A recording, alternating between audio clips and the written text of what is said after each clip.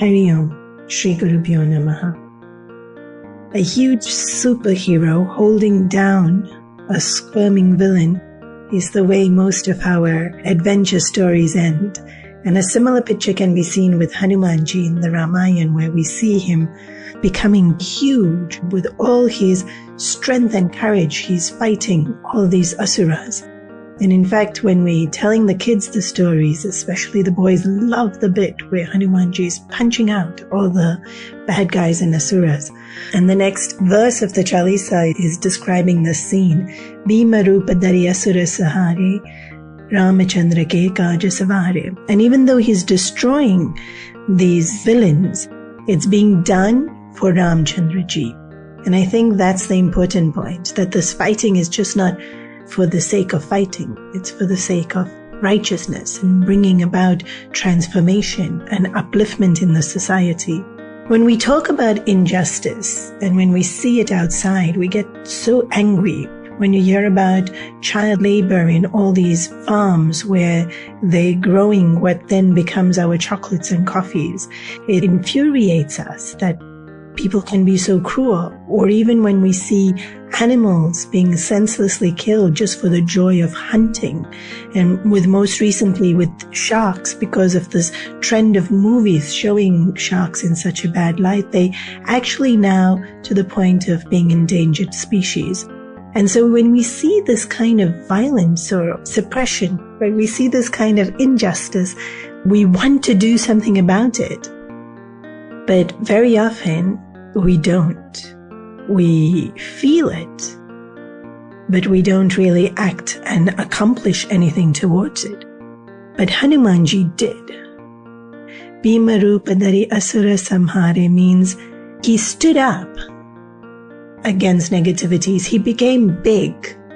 He didn't let them overcome him and overwhelm him or even threaten or dissuade him. He took a stand and persistently he continuously worked at destroying that negativity.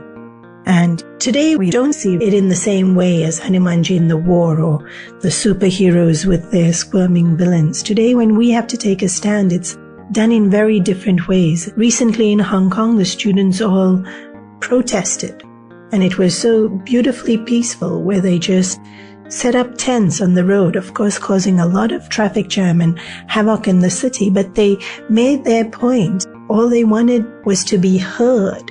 All they wanted was that justice be served and there be more humane ways with medical conditions and education and the distribution of wealth.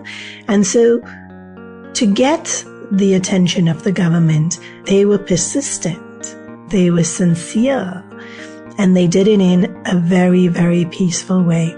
In other countries where the media is ruled or controlled by the government and that government is corrupt, protesters have taken social media as a way to communicate to the public about the levels of corruption and the money laundering and showing proof and evidence about the injustices that are going on in that country to make people realize that don't stay ignorant, but also don't stay not caring and not doing anything. An attitude of helplessness that we have within us the ability to bring about change. Recently, I read a very interesting story about working towards a cause. 3 ladies had gone into a classroom of young children of about the age of 5 or 7, and they were supposed to be the guest for that day. And so one of the women tells the children, this afternoon, we're going to draw a picture of people doing different jobs. And first of all, we're going to draw pictures of firefighters. And so the kids happily settled down and got out their colors. And as they finished, they excitedly exclaimed, mine is firefighter Greg. And mine is firefighter Simon. And look at mine. He's so strong. Then one of the other ladies said, okay, great. And now we're going to draw pictures of surgeons. And so again, the kids happily scribbling on their papers. And soon enough, they were introducing Dr. Bob. And this one is Dr. Harry, who's a brain surgeon, and he's giving everybody medicine. And finally, the last lady said, and let's draw pictures of fighter pilots. So once again, the children not only drew the pilot, but the planes and the missiles and got all excited about it. And again, they introduced their firefighters. It was John, and it was Darrell, and it was Henry. And then the three women said, well, now we're going to introduce you to a doctor and a firefighter and a pilot. So the kids were all excited to see these guests that were going to come into the classroom. And the three women returned dressed in their uniform. And the first one introduced herself, saying that she was a surgeon. And the second introduced herself, saying she was a fighter pilot. And the third said she was a firefighter. And the kids were unbelievably silent because they were quite taken aback. And proof from all the photographs that they had drawn that gender biases still very, very much live in society today. And the ladies got the kids to wear their caps and to play and pretend to be all these different professions, and then got them to draw the professions once again. And it's interesting that still out of 65 pictures, only 5 were women. Fighting for causes, fighting for things that appear to be unjust isn't always so easy and doesn't happen so quickly. Sometimes it takes consistent work towards that. And even a small thing like this in a classroom is standing up for something that we believe in, working towards making society more equal, more just, having the patience to keep at it is Bhimarup, is becoming strong.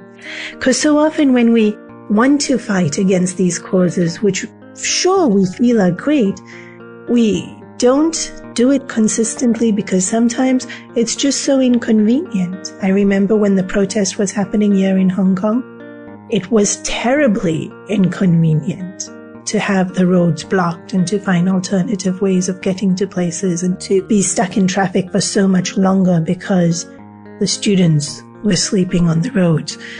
And so easier to just get along with everyday life and not have to think about the big picture. Or sometimes when we're the first one to stand up for something, we risk being laughed at or teased or criticized. And sometimes we risk even failure. So with the gender bias thing, the most recent Ghostbusters movie, working with the same theme of eliminating that stereotypical notion of the heroes being male, had 3 women as their Ghostbusters. And there's always a risk. There's always a risk that it doesn't get received well by society, and it could be a financial loss or a loss of reputation. But when we do, when we persistently stay committed to the cause, that's Bhimarupadari Asura Samhare.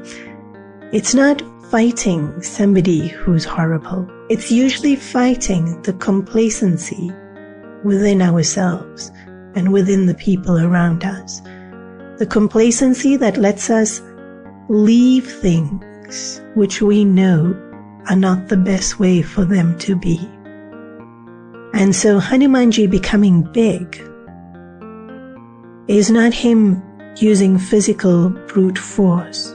It's him taking a stand and being so firm in that stand, fighting against injustice in every way, showing us that we have the strength, and if we have the commitment, we too can definitely make a difference, even if in a small way, like the 3 women that went into the kindergarten classroom.